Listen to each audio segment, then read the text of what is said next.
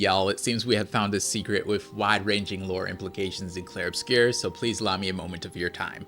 An NPC that is actually an important figure in the world of Clair Obscur, yet is tucked away hiding in plain sight, as if she doesn't even matter.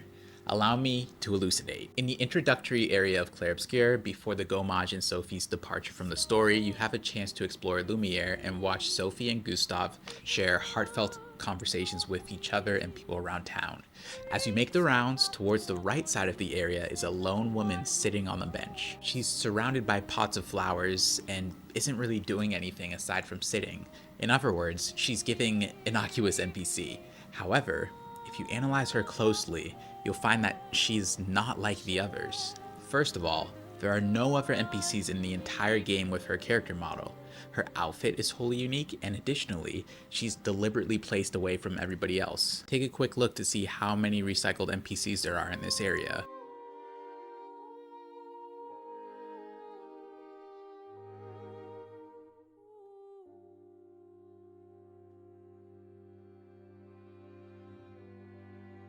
Now, she'd definitely be very intriguing if this was all that there was to her, but there's more, and this will blow your mind. If you go into your settings and turn down everything except for voice volume, then you will hear that she is actually humming a song. Listen to this.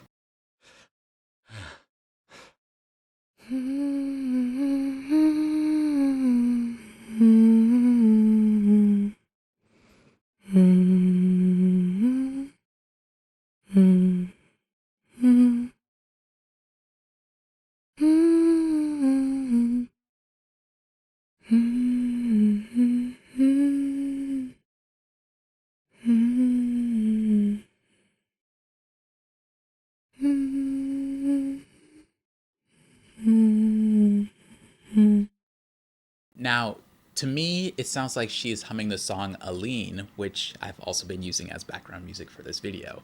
If you disagree, please let me know if your ear matches this more closely to a different song in the track. So here we have an almost Easter egg adjacent character in the opening of the game who you'd never think twice about in your first playthrough, or second, or third, and who is humming almost imperceptibly to the point that you need to turn down your settings to hear what she is humming. What does it all mean? Well, you know me as always, I have some ideas. My immediate reaction is that this is most likely to be somebody from outside of the canvas. I don't believe this is a painted person. I believe this could be one of two people. My first idea is that this could be a painter. For the painter angle, I think this makes sense because we hear in-game about this painters council that is at war with the writers, right? But we literally don't meet any of the council in spite of the fact that we know that Aline is the head of the council. For someone who is in such a place of power, it feels a bit odd that they would be reposed to such turmoil and tragedy and nobody from their organization is present or abreast of the situation, in spite of the fact that the painters are allegedly at such a critical juncture being at war with the writers. You would think that they would at least be in one scene, checking up on the Desan family, or even shown at the manor with Clea getting ready to take their next move.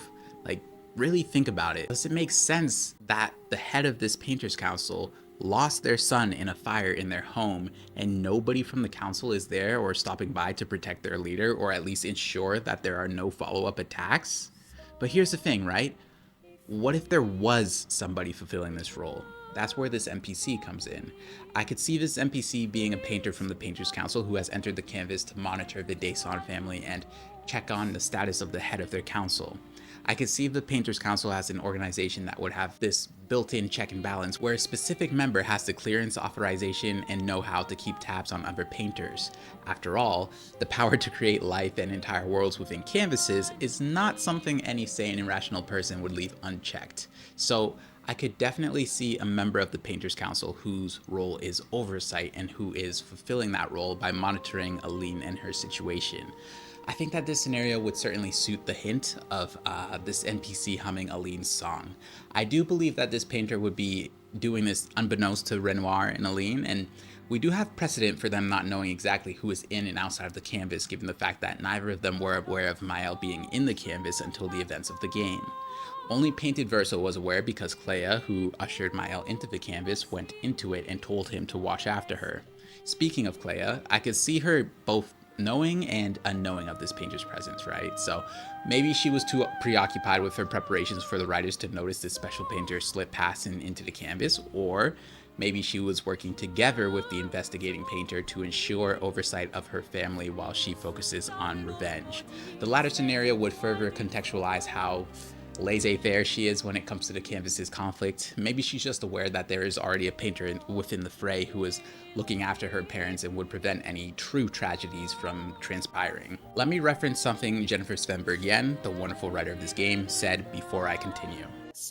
Within the narrative side of things, yes, we have many layers and hidden references, and some references that people probably are probably too opaque that I might not even have picked up on, but yeah. No, I love to hear that. That just put the battery in my back. I'm going back to the game. I'm gonna look at some stuff closely. So with that in mind, I do think that this NPC being a painter would fit pretty cleanly and also be a perfect hidden reference that is too opaque that people may not even have picked up on. Now, the other possibility for me is the kind of perpetual deus ex machina of this story until we get future content, right? And that is that this is a writer. Now, we don't have a ton of concrete stuff around the writers, so I don't have much to say other than the fact that if this was a writer, it would make sense. For some yet unforeseen reason, they could be watching these events unfold just to keep tabs on the drama that they started. I'm someone who likes to at least build theories from the base up with logic and evidence, so you can probably glean by now that my preferred possibility is option number one, that this is a painter from the Painters Council. I do want to analyze one last thing, and that is the array of flowers surrounding this woman. Y'all know by now that I always try to leave no stone unturned, and I do believe that there is some inherent symbolism here. So there are 11 flower pots surrounding this woman. Now, I'm going to speak from the perspective of an American who studies history, so if any of my native French people are watching, please correct me if I'm wrong, but in this context, I believe the choice of 11 flower vases does hold symbolic weight. You see, in French culture, 11 is a significant number due to Armistice Day or Remembrance Day. While it's not solely bound to France, of course, I think there's more significance for them because of the context, right? Armistice Day, is it armistice? Is when World War I was ended, basically, as the cessation of hostilities on the Western Front of the war took effect at 11 a.m. So, in other words, the 11th hour of the 11th day of the 11th month.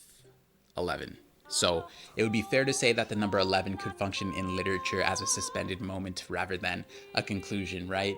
It embodies unfinished grief because while the armistice ended the fighting, I swear it's armistice, it could never restore what was lost. The dead remain absent, and mourning has no natural endpoint. So, in other words, in spite of Aline's grieving and creation of Lumiere in Verso's canvas, in spite of her memorializing of him through painted Verso, the dead remain absent.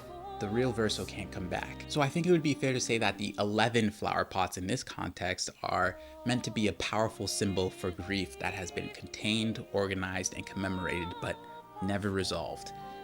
If you're skeptical that any of this would have crossed the writer's table, I would just note that this game takes place in the same time frame as World War I, and given their choice of namesake for some of the characters in this game, such as Renoir being named after artist Pierre-Auguste Renoir, it is clear that they took some inspiration from real-life figures and events.